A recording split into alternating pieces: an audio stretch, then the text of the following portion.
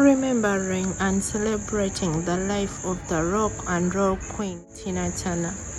Let's watch this. 20 years later, I think, probably a little bit more, and a lot has happened since the stage life, and my life changed. I had sicknesses, and I moved from America to Switzerland, and retirement set in, and things changed. And that's how the book starts, with this beautiful wedding. Starts actually in this hotel, and you go back to your house in Lake Zurich, not far from here. And then a series of revelations happen. You feel a bit weird on your wedding day, a bit tired. And then you had a stroke. I think I had overdone something, some kind of way, but I went to hospital to find out what this cramping sensation was. And they put me on the table for MRI, we call it. And they said the blood pressure went up.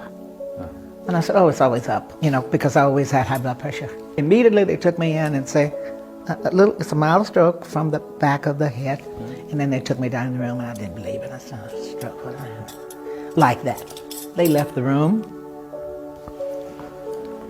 flop, hit the floor. The whole right side was gone. Oh, wow. And I thought, what have I done?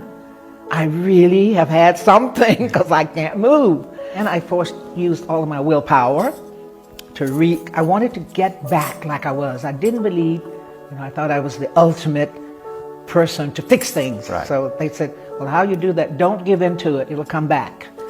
It was a mild stroke, it wasn't a heavy one. And you were 73 at the time? At the time, yes. And did it affect your singing at all? Well, obviously when you couldn't speak, but once your speech came back, was your voice still there? Actually I had retired. I haven't actually tried to sing since. But I'm sure I can. Oh, yes, it's still there. Yeah. After we got rid of the stroke, then the swindle started, this dizziness. So they found out what that was in the inner ear. We corrected that. And then after that was the kidney thing. They found that, that was this one next, the colon. Yeah. So they said, okay, we'll have to cut half of it out. And because it was cancerous? Yeah. So then they said, only one of your kidneys are functioning. Actually, what happened was I stopped medication for kidney because I was tired of the medicine, and I wanted to see what I felt like, my old self, because it has, the blood pressure medicine holds you, it restricts you a little bit. Yeah. So your energy had gone. The energy, yeah. And so then I thought, I'm stopping it. I'll go back to homeopathic medicine. Well, the homeopathic medicine wasn't strong enough for what my problem was. Right. And that's why the kidney reacted and failed. So I went to the doctor, and he said, your kidney numbers, they're totally down. What have you done? I said, well, I stopped the medicine. So then he says, well, your other kidney is gone. Now you have no kidney. Did he say you'd been foolish? No, the Swiss people are like the English, they have manners. So I said, well, so what happens? He said, if you don't maintain, if you don't do what we recommend, you will probably die. So I said, well, if it's time, I felt like I'm late 70s, my mother died at 84, my sister died at 74. I thought maybe this was my time. In Buddhism, you accept the life and the death. Yeah, I was ready. I just thought that it's my time. You'd even checked out assisted suicide. And I did once earlier. Anyway, death is not a problem for me. I don't really mind leaving. Right. I know a lot of people don't think that way, but I'm happy that I do because it's something that is inevitable. So anyway, Irvin said no. They said to Irvin, you can live with one kidney. So Irvin said to the doctors, can I give her one of mine? Something similar to this. I wasn't there. And then he found out that he doesn't need two kidneys. So then he came to me and said, Tina, you don't have to make this decision now. I can give you one of my kidneys. I said, oh, Irvin, you're young. I'm already older. It's okay. You just get used to me not being here. Oh, no, he didn't want that. So then he talked me into him taking on one kidney. So I said, well, no, I have to talk to the doctors. And then I talked to them about Irvin and what will happen to him because he was still quite young. And I did feel like I was older. I was already in my 70s. So why should I take the kidneys from a young man and let him finish his life? That's what I felt like. And he said, no, my life is fine how it is. I'll give you one of my kidneys. Yeah. So the obvious question is, I mean, you're 79 next month. You've had your stroke, you've had cancer, and you've had a kidney failure and a kidney replacement. How are you, Tina? I'm happier than I've ever been in my life. I'm happier than I ever thought that life would become for me. So that means that most of my hardships came while I was young and growing up. And in the last days, when normally people suffer from old age and sickness, my happiness came.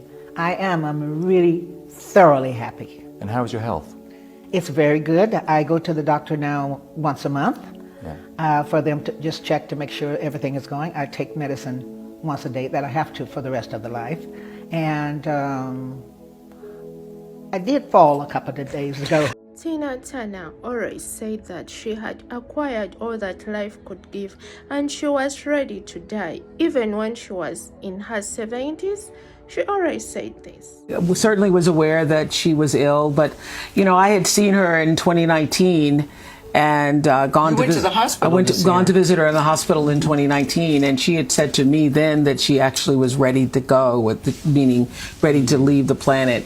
And I expected then that was going to be the last time that I saw her. That is how Oprah Winfrey remembered Tina Turner.